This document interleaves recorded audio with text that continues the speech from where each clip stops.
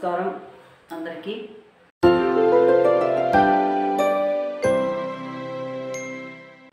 ఈరోజు ర్యామ్స్ స్టోరీస్లో మీ ముందు మరో టాపిక్తో వస్తున్నాను. అది గురువులు అంటే టీచర్స్, ఉపాధ్యాయులు. గురు బ్రహ్మ గురుర్విష్ణు గురుర్దేవో మహేశ్వర గురు సాక్షాత్ పరబ్రహ్మ తస్మై శ్రీ గురవే నమః. అంటే గురువు సాక్షాత్ దేవుడితో సమానం.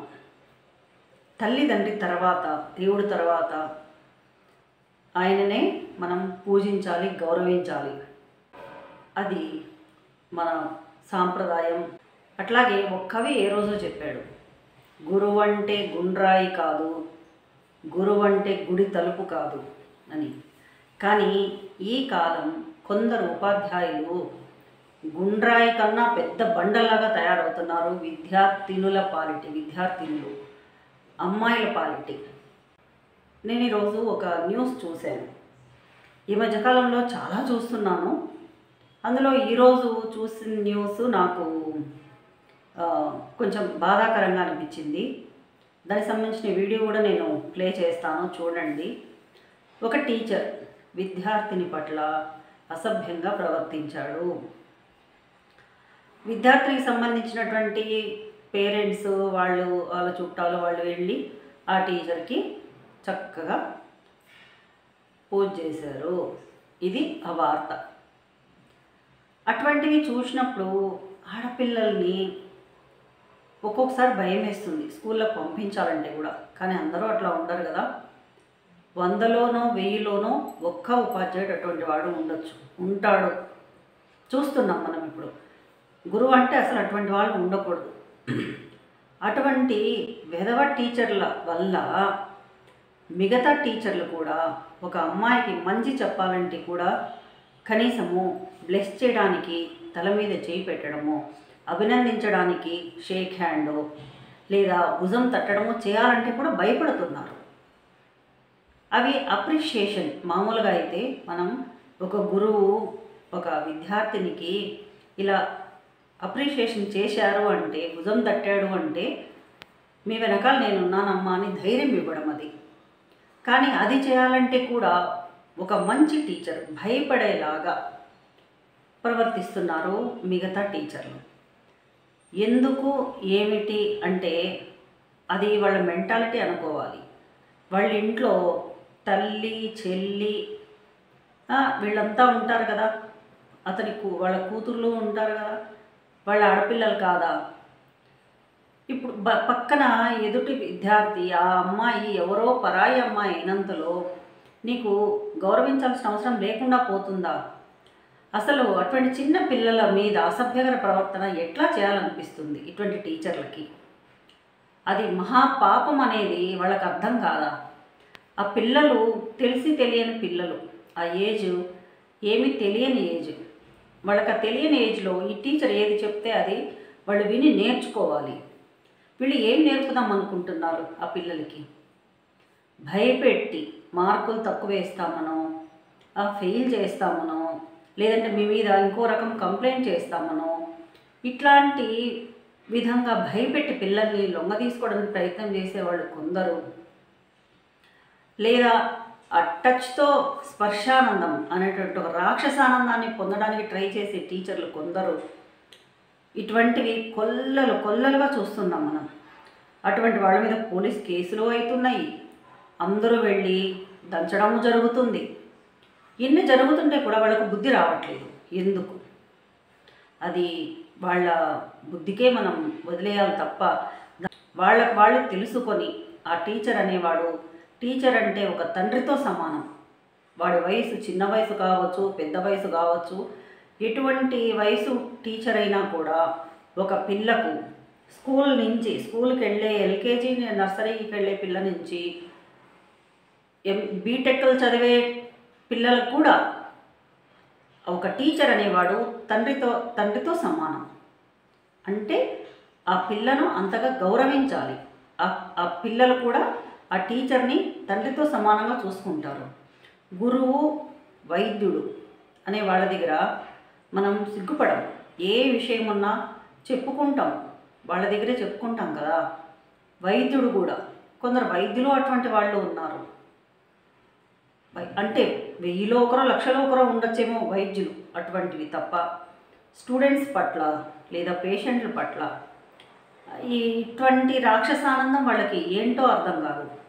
అట్లాగే మనం అంటే తల్లిగా మనం చేయాల్సింది ఏంటి అంటే, ఒక అమ్మాయిని స్కూల్కి వెళ్ళేటప్పుడు అంటే చిన్నప్పటి నుంచే, తనకు తెలిసి తెలియని వయసు నుంచే కూడా మనం తెలుపుతూ ఉండాలి. Good touch, bad touch. ఎదుటి వ్యక్తి ఎవరైనా కానివ్వండి, ఈ కాలం ఎవరు అనేది చూడద్దు. వావి వరస లేకుండా పోతున్నాయి. పరాయి వాడ అయినవాడ అనేది లేకుండా జరిగే విషయాలు. కాబట్టి ఎవరైనా సరే ఒక మగవాడు ఆడపిల్లని టచ్ చేసే విధానంలో ఇది బ్యాడ్ టచ్, ఇది గుడ్ టచ్ అనేది మనం ఆడపిల్లలకు నేర్పాలి. అట్లాగే మగపిల్లలకు కూడా, అరే బాబు, నీ ఇంట్లో ఉన్న వాళ్ళు మాత్రమే నీ తల్లి చెల్లి కాదు, బయట ఉన్న వాళ్ళు కూడా అటువంటి వాళ్ళే. వాళ్ళకి నువ్వు ప్రొటెక్షన్ ఇవ్వాలి తప్ప నువ్వు వాళ్ళ పట్ల శత్రువులాగానో ఒక విలన్ లాగానో ఉండకూడదురా, అది పద్ధతి కాదు అని వాళ్లకు చిన్నప్పటి నుంచే ఏ ఆడపిల్లనే సరే ప్రొటెక్ట్ చేసే విధంగా వాళ్ళని తయారు చేయాలి. కానీ గాలికి వదిలేసి, ఇంట్లో చాలామంది పేరెంట్స్ చేసే తప్పు ఏంటంటే, ఆడపిల్ల తక్కువ, మగవాడు ఎక్కువ గొప్ప, మగవాడు వారసుడు, మగవాడు కుటుంబాన్ని నిలబెట్టేవాడు లేదా ఇంటి పేరు నిలబెట్టేవాడు, ఆడపిల్ల ఈరోజు ఉంటుంది రేపు పోతుంది, ఇట్లా చులకన చేసే పేరెంట్స్ కూడా ఉన్నారు. పనులు కూడా ఆడపిల్లవు కదా, నువ్వు చెయ్యి, మగపిల్లాడు వాడేం చేస్తాడు, వాడు తిన్న కంచం తీయి, అక్కడ చెత్తబడింది తీయి అని చెప్పి ఆడపిల్లకే పని చెప్తారు. కానీ మగపిల్లాడికి పనులు చెప్పరు.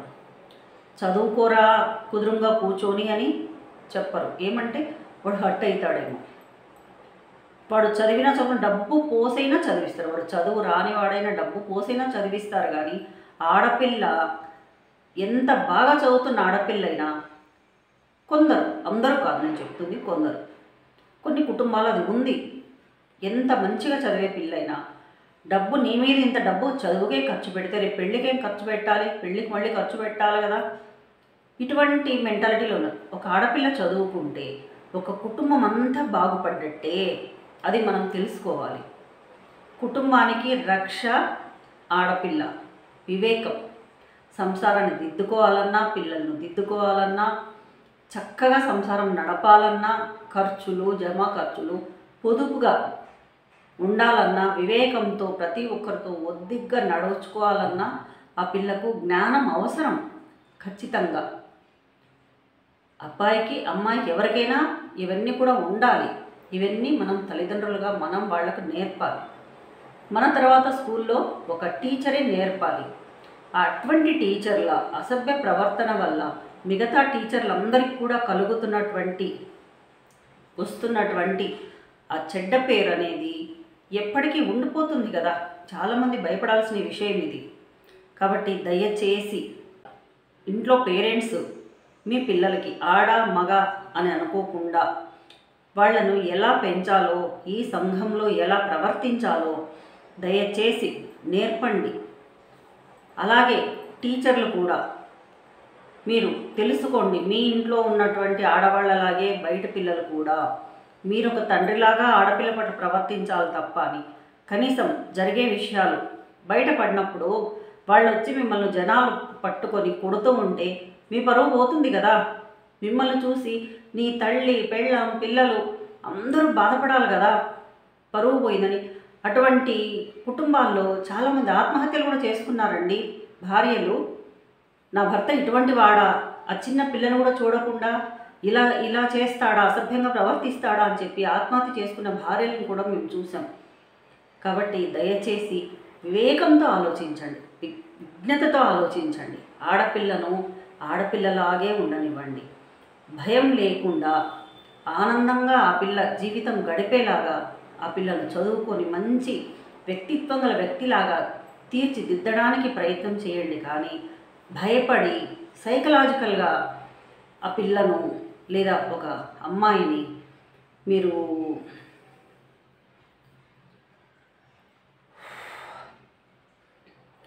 సైకలాజికల్గా, మెంటల్గా ఆ అమ్మాయి ఎంత సఫర్ అవుతుంది.